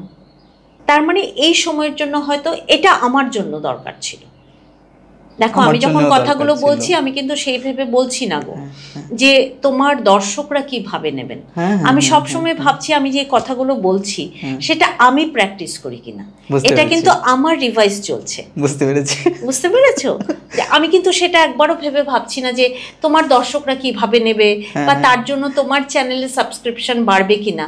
আমি সবসময় ভাবছি যে আমি যদি গুরুদেবের হই, ওনার হলে, তাহলে আমি যে কথাগুলো বলছি তার সাথে কতটুকু অথেন্টিসিটি আছে। তো সেটা কি হচ্ছে বলো, আমি বলবো এটা আমার জন্য দরকার ছিল, এটা আমার রিভাইজ হচ্ছে। ইভেন আমার সেদিনকে সৎসঙ্গে যাওয়ারও কথা ছিল না, আমার অন্য একটা কাজ ছিল, সেটা ক্যান্সেল হয়ে যাওয়াতে আমি সেখানে গেলাম। এবং গিয়ে যাওয়ার পর দেখলাম যখন তুমি এসছো তখন আমি অনিন্দিদিকে বললাম যে প্লিজ একটুখানি দেখো, কথা বলি। তার মধ্যে আজকে সকালবেলা আমার একটা রেকর্ডিং ছিল অলরেডি, ওটা ক্যান্সেল হয়েছে 2 দিন আগে। তা আমি বললাম আমি এই সময়টায় কথা বলি না, এবং তুমি বললে যে তুমি 2 দিন আছো, ওই 2 দিন তুমি বিজি, এই সময়টাই তুমি ফাঁকা ছিলে। আমার কাছে মনে হয় খুব সুন্দর করে উনি প্ল্যান করে রাখেন, আমি তো বুঝতেই পারি না, মাঝে মাঝে সেই জিনিসগুলো মানে ধরা খায় আর কি, যে আচ্ছা আমি তো কিছুই করছি না, আমি তো বসে আছি কথা বলছি, কিন্তু ওনার সবটা সাজানো থাকে, এই হবে এই হবে। ফ্লোতে চললে সেটা বোঝা যায়, ওই ফ্লোটাতে চলতে হয়, তখন মনে হয় আচ্ছা এটার সাথে তো এটা হবার ছিল না, হয়ে গেল। যখন ফ্লোতে চলতে থাকে। একটা টপ লিভিং এর কোর্স আমি যখন করেছিলাম আর কি, যেটা আমাদেরকে আগের জন্মের কথা মনে করায়। আমি এটা বলার আগে আমি তোমাকে জাস্ট একটা ছোট্ট গল্প বলবো। আজকে থেকে বেশ কদিন আগে কলকাতায় একজন তান্ত্রিকের সঙ্গে আমার একটা পডকাস্ট, আমি কলকাতায় গিয়েছিলাম, গিয়ে ওনার সঙ্গে বসে কথাবার্তা বলে পডকাস্টটা করেছি। তো পডকাস্টটার মধ্যে একটা জায়গায় গল্প বলার প্রসঙ্গে উনি বলেছেন, উনি আর গুরুজির একটা আশ্রম মন্দিরের বর্ণনা করছিলেন, যে ওইখানে বসে কিছু ভক্ত টক্ত ছিল এরকম এরকম ইত্যাদি ইত্যাদি ইত্যাদি। আমি রাতের বেলা যখন পডকাস্টটা দেখছিলাম, দেখে তো আমি ঘুমিয়ে গেছি, এবং রাতের বেলা আমি একটা স্বপ্ন দেখলাম যে ওই মন্দিরটা কীরকম হতে পারে। এই মাতৃ মন্দির, একটা সামনে একটা বট গাছ রয়েছে, পেছনে বেশ কিছু লোকজন বসে রয়েছে, আমি দেখলাম আমি ওই লোকজনদের মাঝখানে বসে রয়েছি। উনি কিন্তু পডকাস্টের মধ্যে কোথাও মন্দিরের ডিসক্রিপশান দেননি, মন্দিরটা কেমন, মাঝখানে একটা হোমকুণ্ড রয়েছে, মন্দিরের ভেতরে চাতালের নিচে, তার সামনেই মাতৃমন্দির, এরকম। পরদিন আমি ওনাকে ফোন করলাম, ফোন করে বললাম যে মহারাজজি আমি এরম এরম একটা দেখলাম, এবং মন্দিরটা কেমন ছিল। তো উনি বললেন যে তুমি কি কিছু দেখেছো? তাই আমি বললাম যে হ্যাঁ এরকম এরকম একটা ব্যাপার, এবং উনি বললেন যে মন্দিরটা তো এক্স্যাক্টলি এরকমই ছিল। তো তখন আমার মনে হলো যে ওটা কিভাবে আমি কানেক্ট করতে পারলাম, বা এরকম হয় মাঝে মাঝে। এই প্রসঙ্গটা যদি একটু বর্ণনা করো। এই প্রসঙ্গে দেখো, পূর্বজন্ম আমি তো দেখিনি, তবে নিশ্চয়ই আছে, একটা সোলের তো নিশ্চয়ই জার্নি আছে, পূর্বজন্মের তো আছে। হ্যাঁ, আমাদের কোর্সও আছে, আমি একবার হয়তো অনেক আগে করেছিলাম। আমি সেটাতে কেন বিশ্বাস করি প্রচণ্ড, কিন্তু আমি সেটাতে কেন আগ্রহ দেখাইনি, কারণ আমার মনে হয় আমার এই জন্মে তো গুরুদেব আছেন, শরীরে আছেন, আগের জন্মটা আর জেনে কী বা করবো, বর্তমান নিয়েই থাকতে হবে। সুতরাং ওটাকে নিয়ে আমি এত ঘাটাই না। তবে এটা নিশ্চয়ই আছে কোনো ব্যাপার। তার কারণ হচ্ছে আমাদের আশ্রমে একটা ঘটনা ছিল, যে ঘটনাটা আমাকে খুব নাড়া দিয়েছিল। আমি এই ঘটনাটা বলতে চাই, যে একজনের খুব স্কিন ডিজিজ ছিল, এবং সে অনেক ধরনের ডাক্তার দেখিয়েছে ভারতবর্ষে, সেই স্কিন ডিজিজটা কমছিল না, অনেকভাবেই কমছিল না। আর তখন আমি প্রসঙ্গটা যখন বলছি সেটা 98-এর, তখন গুরুদেবকে গিয়ে আমরা অনেক কথা বলতে পারতাম। কাজের বহরটা একটা অন্য সূক্ষ্ম লেভেলে চলছিল, এখন যতটা স্থূল লেভেলে, মানে অনেক কিছু ওনার কাছে গিয়ে এসব ব্যাপার নিয়ে কথা বলার সময় আছে, তাও তখন আরও ইজিলি পাওয়া যেত। তখন গুরুদেবকে যখন জিজ্ঞেস করা হয়েছিল, গুরুদেব ওই মেয়েটাকে বলেছিলেন, ওনাকে বলেছিলেন, ভক্তকে বলেছিলেন যে তুমি গিয়ে একবার তোমার পাস্ট লাইফটা করে নাও। এবং পাস্ট লাইফ করেও দেখতে পেয়েছিল, পরপর বোধহয় 3টে না 2টো, আমি ঠিক ভুলে গেছি, যে ও সুইসাইড করেছিল আগুন লাগিয়ে। তো যখন ওইটা জানতে পেরেছে, তখন ওর মনটা অটোমেটিক্যালি শান্ত হয়ে গেল, যে আমার এই স্কিন ডিজিজটা কমছে না কেন, কমছে না কেন, কমছে না কেন। তারপরে ও আস্তে আস্তে কিছুটা ইমপ্রুভও করেছিল। সেখানে নিশ্চয়ই অতীত জীবন বলে একটা কিছু আছে। আচ্ছা, আর আমি মনে করি, এখন আমি মনে করছি আস্তে আস্তে আরও যত অ্যাডভান্স কোর্স করছি, আরও যত হলো এমটিতে যাচ্ছি, তখন মনে হচ্ছে, কোর্সে যাচ্ছি, সবসময় তো হলো এমটি থাকা হয় না, কোর্সে যখন যাচ্ছি মনে করছি কি বলো, যে একটা বড় পিকচারের এই জীবনটা একটা ছোট্ট, তার আগেও অনেক পিকচার আছে, পরেও পিকচার আছে। তো সেইটার সাথে হঠাৎ করে কানেক্ট হয়ে যাওয়াটা এমন কিছু বড় কথা না। কারণ কি বলো, তুমি যত হলো এমটি হবে, হলো এমটি হতে থাকবে এই অ্যাডভান্স কোর্সের মাধ্যমে, তত তুমি ইউনিভার্স থেকে এইগুলো পেতে থাকবে, তাই না? এটা আমাদের নেচার। আমার এখনও মনে আছে 2004 বা 5-এ আমি আসামে, আপার আসামে একটা কোর্স নিচ্ছি, আচ্ছা, ওয়াইল্ডটিপি প্রোগ্রাম। একটা অরুণাচলে 2টো ছেলে এসছে কোর্স করতে, ঠিক আছে, অনেকটা রেড ইন্ডিয়ানদের মতো দেখতে, বাট নর্মাল শার্ট প্যান্ট পরা কোর্স নিতে এসছে। হঠাৎ করে ক্লাসের মাঝখানে ব্রেক টাইমে ও বাইরে গেল। বাইরে গিয়ে কতগুলো ওকে দেখে দেখলাম কাকগুলো সব এলো। আচ্ছা, কাকগুলো খুব অ্যাট্রাক্ট করলো। আমি ভেবেছি নেচারের সাথে ওরা খুব কাছাকাছি থাকে, তো ওরা কাকের সাথে এসছে, মানে কাকগুলো এসে ও আবার খাওয়া টাওয়া দিল, ক্লাসে বসলো। তো আমি বললাম কালকে কিন্তু ক্লাসটা আমরা 6টায় শুরু করব। হঠাৎ করে ছেলেটা উঠে বলল হিন্দিতে যে ম্যাডাম কালকে প্রচুর তুফান বৃষ্টি হবে। আচ্ছা, যে তখন সেরকম টডকাস্ট নেই, হ্যাঁ, তখন ওরকম মোবাইল টোবাইল আপার আসামে তো একদমই ছিল না, বর্ডার এরিয়াতে। আমি বললাম তুমি কি করে বুঝলে? রোদ, ফাটা রোদ কালকে। বলে না, আমি বলছি তো, আমার সাথে পাখিদেরও কথা টথা হয়ে গেছে, তুফান আসছে। অ্যান্ড দো ইট ওয়াজ ট্রু, আচ্ছা, পরের দিন শেষ রাতে থেকে, মানে সেদিন রাত থেকে শেষ রাতে থেকে এত তুফান বৃষ্টি হলো যে পরের দিন আমাদের ক্লাসটা করতে পারলাম। আচ্ছা, তখন ওকে কিন্তু আমার আদি ভৌতিক মনে হয়নি কিছু, বা সুপারম্যান কিছু মনে হয়নি। আমার তখন মনে হলো ওরা নেচারের সাথে কতটা কানেক্টেড, ওরা ভবিষ্যতের কথা বলে দিতে পারে। কারণ নেচার আমাকে, ওকে নিশ্চয়ই আজকে যারা আমরা সায়েন্সের মাধ্যমে, মেশিনের মাধ্যমে বুঝতে পারছি তুফান আসবে কিনা, এই আসবে কিনা, সেই আসবে কিনা, ওরা নেচারের সাথে এতটাই কানেক্টেড, ওরা তাই তো ভোর এটাকে বুঝতে পারে। তো তোমার ক্ষেত্রে আমি সে বলবো যে তোমার সেখানে তুমি কানেক্টেড হয়ে গেছিলে, তার জন্য তোমার কাছে ওই ভিশনটা চলে এসেছিল, তাই না? এটা হচ্ছে যতটা আমরা হলো এমটি হচ্ছি, ততটা আমরা নেচারের সাথে ততটা কানেক্টেড হয়ে যাচ্ছি। আশ্রমের প্রসঙ্গ যখন উঠে আসলোই, বেশ কিছুদিন আগে একটা গল্প শুনেছিলাম সোমনাথ লিঙ্গ নিয়ে আশ্রমের, এটা যদি একটু আমাদেরকে শোনাও।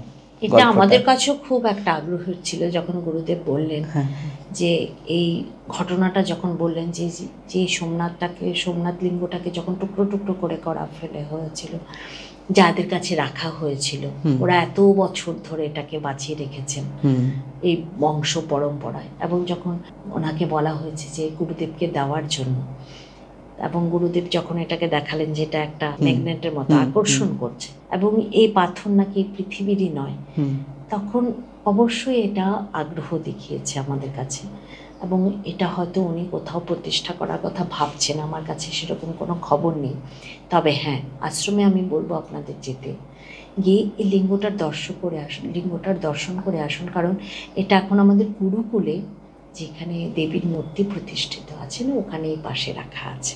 আচ্ছা, ওখানে সবাই দর্শন করছেন, আর মাঝে মাঝে গুরুদেব বার করে এটাকে পুজোও করেন। তো সেই হিসাবে আগ্রহ আছে আমার যে একটা নতুন আবার প্রতিষ্ঠা হতে যাবে। আবার একদিকে মনে হয় হ্যাঁ, উনিই তো যোগ্য, ওনার ঠিক জায়গায় তো এসছে, যেটা ঠিক মতো পুজো হয়। কারণ আমাদের আশ্রমের পুজোগুলো একটা, আমি কারোর আশ্রমের পুজোকে ছোট করছি না, তবে আমার মনে হয় যেটা একটা অতিমাত্রায় একটা পারফেকশনের সাথে আমরা সব কিছু করে থাকি, তার একটা সঠিক জায়গায় সে পুজোগুলো পাচ্ছে, লিঙ্গগুলো পুজো পাচ্ছে, এবং শুনেছি এটা নাকি খুব তাড়াতাড়ি প্রতিষ্ঠিতও হতে চলেছে। আচ্ছা, এমনিতে যদি খালি চোখের মানে বলা হয় তাহলে খুব অ্যাট্রাকটিভ পাথরগুলো, দেখতে খুব মজার। আচ্ছা, আচ্ছা। তোমার এই প্রাণ প্রতিষ্ঠার প্রসঙ্গে ধরে একটা প্রশ্ন করি, যে পাথরের পুজো তো অনেকে বিশ্বাস করেন না, পাথরের মধ্যে কিভাবে প্রাণ থাকতে পারে, কিভাবে প্রাণ প্রতিষ্ঠা করা যায়? কারণ কি আমাদের শরীরে তো প্রাণ এসেছে ওইখান থেকে, প্রাণ চলছে, আমরা কিভাবে আরেকটা জায়গাতে প্রাণ দিচ্ছি, এটা যদি একটু বোঝাও। দেখো, সেখানে তো সেই ক্ষেত্রে তো আমি সেরকমভাবে করিনি, আমি গুরুদেবের কথাই বলতে পারি। গুরুদেব বলেন যে আমরা সূর্যকে কি করে আরতি করতে পারি, পারি কি? পারি না। এটা হচ্ছে একটা সিম্বল। আচ্ছা, এটা হচ্ছে একটা সিম্বলিক। আমরা প্রাণ প্রতিষ্ঠা, এটা কি হচ্ছে বলো, একটা রিচুয়াল, এটা একটা করে নিজেকে বিজি রাখা, বা কি বলো, নিজেকে ওই বড় যে সৃষ্টি চলছে তার সাথে নিজেকে একাত্মবোধ করা। অনেকটা বাচ্চাদের পুতুল খেলার মতো, বাচ্চারা ছোট থেকে একটা সংসার করে, এটা কিন্তু সত্যি নয়। তো ঠিক সেইভাবেই বড় যে একটা যজ্ঞ চলছে ব্রহ্মাণ্ডে, সেই যজ্ঞের একটা অংশ হওয়ার জন্য সেই পুতুল খেলার মতো সেটাকে করা, আমি সেইভাবেই দেখি। আমরা যখন আশ্রমে যাই, সত্যি কথা বলি, ছোটবেলা থেকে আমরা দুর্গাপূজা সম্বন্ধে একটা বিশাল বড় মূর্তি আসছে, এই আসছে। আশ্রমে যখন আমরা বৈদিকভাবে পুজো দেখেছি না, তখন মূর্তির পুজো মনে হয় কিছুই না, বুঝতে পেরেছি, ওটার সাথে কানেকশনটা ফিল হয়। তো সেখানে প্রাণ প্রতিষ্ঠা আমরা কি করে করব, সেটা আমি ব্যাপার না, সেটা হচ্ছে আমি সবসময় বাচ্চারা যেরকম পুতুল খেলে, ওটাকে আর পুরো সংসার করছে না, কিন্তু ওর জগতে ও একটা সংসার করছে। মা যা করে, মার কাছ থেকেও যে যা দেখে বাচ্চাটা কিন্তু তাই করে কিনা পুতুল খেলাতে। তো আমরাও ব্রহ্মাণ্ড থেকে যা করছি তাই করছি। এই যে দুটো প্রদীপ নিয়ে যে আরতি করা হয়, তার মানে কি বলো, যে সূর্য আর চাঁদ, এটা একটা সিম্বলিক। তো ওটাকে মর্যাদা দেওয়া উচিত। তাহলে কি হয়, কোথায় কি বড়দের এই যে আসছে আমাদের না, আমাদের যেটা কি বলবো, ধারাবাহিকভাবে যে শিক্ষাটা চলে আসছে, তাকে সম্মান করা। বুঝতে পেরেছি। একটা তাহলে সামাজিক রীতিনীতিও তো তৈরি হয়। এটা একটা আমি মনে করব মনে বলবো যে এটা একটা উৎসবের আরেকটা একটা মাত্রা ভালো থাকার। যেরকম কলকাতা এখন খুঁটি পুজো হচ্ছে, তাই না? খুঁটি পুজো কি মানে পুজো আসছে, ওই আরেকটা দিন আরেকটা উৎসবে থাকে, আরেকটু সেলিব্রেট করা। এই মুহূর্তে আর্ট অফ লিভিং এর যে প্রজেক্টগুলো চলছে বা তুমি যেগুলো নিয়ে কাজ করছো, এগুলো যদি একটু আমাদের সাথে শেয়ার করো। আর্ট অফ লিভিং আসলে অনেক প্রজেক্ট নিয়ে কাজ করছে। তার মধ্যে নদীগুলো রিজুভিনেট করা, এটা একটা বিরাট মাত্রায় কাজ চলছে। জল নিয়ে গুরুদেব আসলে পঞ্চতত্ত্বের ওপরই কাজ করছেন, কিভাবে বায়ু দূষণ থেকে মুক্ত করা যায়, গাছ কী করে লাগানো যায়, জলকে আমরা কিভাবে মুক্ত করতে পারি। একমাত্র স্পেস এলিমেন্টই আছে যেটাকে ছাড়া যাচ্ছে। মাটি কি করে দূষণ মুক্ত করে এগ্রিকালচারের ওপর আমরা কি করতে পারি, কিভাবে কেমিক্যাল ফ্রির ওপরে আমরা না করে বায়োডিগ্রেডেবল জিনিসের উপর দিয়ে আমাদের কী করে এগ্রিকালচারটা হয়। তো তার মধ্যে অনেকগুলো প্রজেক্ট কাজ করছে। আমি আপাতত যেগুলো কাজ নিয়ে আছি সেটা হচ্ছে উইমেন লেড ডেভেলপমেন্ট প্রোগ্রাম একটা করেছি গেছে বছর মেঘালয়ে, সমস্ত মহিলাদেরকে নিয়ে।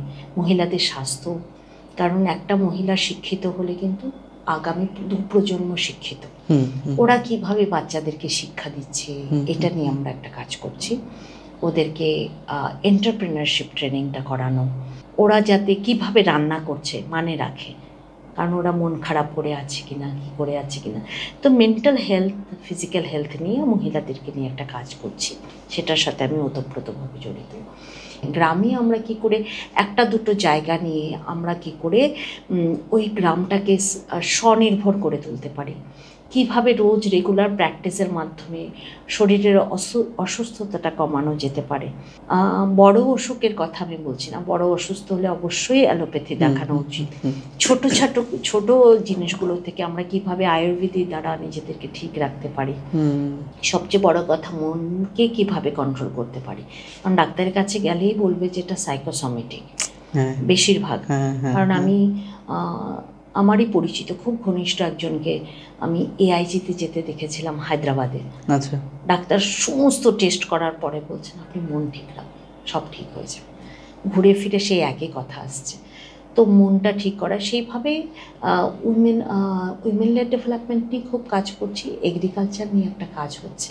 আর গ্রামীণ ছাত্র টিনেজদেরকে আমরা এখন টার্গেট করেছি যে কিসের জন্য, বোঝার চেষ্টা চলছে যে কিসের জন্য ওরা ড্রাগের প্রতি আসক্তি হচ্ছে, কিসের জন্য ওরা বিপথে যাওয়ার আসক্তি হচ্ছে, কোথায় সেটাকে কিভাবে, আমি বলছি না আমরা পুরো কিওর করতে পারবো না, কোথায় একটু ওই স্টারফিশের গল্পটা একটা যদি বাঁচানো যায়, একটা ইউথকেও যদি বাঁচানো যায়। তো ওই প্রজেক্টটা একটা চলছে, যেখানে ত্রিপুরাতে কাজ চলছে, শ্রী অভয়াম বলে কাজ চলছে।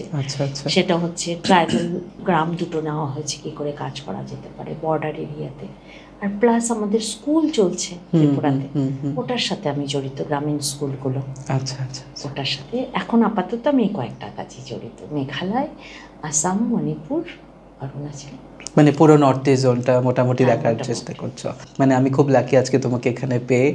তার পাশাপাশি তুমি এতটা সময় দিয়েছো। আমরা মোটামুটি পডকাস্টের একদম শেষের দিকে পৌঁছে গেছি। কিছু গুরু স্টোরি শুনবো তোমার কাছ থেকে, কারণ কি আমরা তো গুরুজির সঙ্গে সরাসরি দেখা হওয়ার সৌভাগ্য হয় না। 1-2বার আমার হয়েছিল, আমি আশ্রমে যখন ছিলাম। যখন তোমাদেরকে কাছে পাই আমার মনে হয় যেন উনি না আসতে পারলে ওনার কাউকে একজন পাঠিয়ে দিয়েছেন। আমি আসলে কি বলো, আমি সবসময় ক্লাসে বলি যে আমি না মিরাকেলে বিশ্বাস করি না। তো সুতরাং যদি অলৌকিক অনেক ঘটনা বলো তাহলে বলবো যে আমি নিজেই একটা, আমি গুরু স্টোরি। কেন বলো, আমি ত্রিপুরার কৈলাসহরে বড় হওয়া একটা মেয়ে, তারপরে এখানে আগরতলায়, তারপরে আজকে গুরুদেব আমাকে কোথায় বসিয়েছে, এটা তো হওয়ার কথা ছিল না আমি যদি সেইভাবে দেখি। কারণ আমার শিক্ষাগত সেরকম কোনো বড় ইংরেজি মাধ্যম বা সেসবের মধ্যেও পড়াশোনা করা না, গ্রামের মাধ্যমে। বাট কোথায় গিয়ে কার সাথে বসে কথা বলি এখন, কোথায় পৌঁছে দেন, সেটাই আমার মনে হয় আমি নিজেই একটা গুরু স্টোরি। দ্বিতীয় আমার মনে হয় যে একজন মানুষ, আমি যদি ওনাকে একজন মানুষ ভাবি, গুরু টুরু কিছু নাই ভাবি, যে কী এমন করলেন যে 182টা দেশ আজকে ওনাকে মানছেন, কিছু তো একটা করেছেন, তাহলে নিশ্চয়ই ওনার মধ্যে কিছু একটা শক্তি তো নিশ্চয়ই আছে। এটা আমার দ্বিতীয় কথা মনে হয়। তৃতীয় মনে হয় যখন আমি হ্যাপিনেস প্রোগ্রামগুলো নিই, প্রথমবার যখন সুদর্শন ক্রিয়া করে, কেউ তো ওনাকে দেখেননি, এমনও তো হয় যে কোর্সে ওনাকে দেখেনি, হ্যাঁ কোথায় ওনার সাথে কানেক্ট ফিল করেন, তখন মনে হয় যে এটা একটা যে ব্রহ্মাণ্ড, যে এই যে গুরু ব্রহ্মা গুরু বিষ্ণু গুরুদেব মহেশ্বর, গুরু সাক্ষাৎ পরম ব্রহ্মা, তো তখন মনে হয় যে পরম ব্রহ্মের যে একটা কানেকশন সেখানেই উনি ক্রিয়েট করে দেন। তার মানে সেটা হচ্ছে একটা কোথাও না কোথাও আমরা কানেক্টেড, এটাই গুরু স্টোরি। আজকে এখানে বসে থাকাটাই গুরু স্টোরি। কারণ তুমি বললে যে তোমার দুটো ক্যান্সেল হয়েছে, তোমার সেদিন যাওয়ার কথা ছিল না, আমারও 23 তারিখ আসার কথা ছিল না। আজকে যে কথাগুলো বলছি কিসের ভিত্তিতে বলছি? এই গুরু স্টোরির ভিত্তিতেই বলছি, যেটা নিশ্চয়ই একটা ওরকম করে স্টোরি। তো আমি সেরকমভাবে না মিরাকেলগুলোকে বিশ্বাস করি না। কারণ আমরা যখন প্রথম গেছিলাম আশ্রমে, গুরুদেব সবসময় বলতেন যে সিদ্ধি টিদ্ধি না চলে আসবে, আচ্ছা এটার পেছনে দৌড়াও না, এটা আসা কোনো ব্যাপারই না। তো তার থেকে বড় জিনিস হচ্ছে তুমি কি করে আছো, তুমি কেমন আছো। তো আমি শুধু এটাই বলবো, এটাই গুরু স্টোরি, যে এতগুলো স্কুল চলছে, ভালো করে চলছে, সবাই আমরা হাসতে পারছি। তুমি হচ্ছে নিজস্ব একটা গুরু স্টোরির উদাহরণ, যে তুমি নিজেই বললে যে তুমি কত কিছু হার্ডলসের ভেতর দিয়ে যাচ্ছ, তুমি কি করে হাসছো, তোমাকে কে এই শক্তিটা দিচ্ছে, সেটাই গুরু স্টোরি। ঠিক ঠিক ঠিক। তাই না? তা আমি তুমি সবাই আমরা গুরু স্টোরি, কি আলাদা সুন্দর। করে ওরকম কিছু নয়। কি সুন্দর। দর্শক বন্ধুদেরকে জানিয়ে রাখি, আমরা এতক্ষণ একটা খুব সুন্দর একটা মেডিটেটিভ, মানে আমি স্পেশালি একটা স্টেটের মধ্যে দিয়ে গেছি। তাই এই মুহূর্তে পডকাস্টটা শেষ করতে আমার বিন্দু মাত্র ইচ্ছে করছে না, কিন্তু সময়ের বাধা ধরা নিয়মে আমাকে এখন সেটাকে শেষ করতে হচ্ছে। আমরা ফিরবো নতুন কোনো এপিসোড নিয়ে খুব তাড়াতাড়ি। আর চাইবো সবরদি তুমি আরও অনেকবার আমাদের পডকাস্টে আসো, আরও এরকমভাবে আমাদেরকে সমৃদ্ধ যখনই করো। আগরতলায় আসবো যোগাযোগ করবো। ভালো থেকো। তুমিও খুব ভালো থেকো। নমস্কার।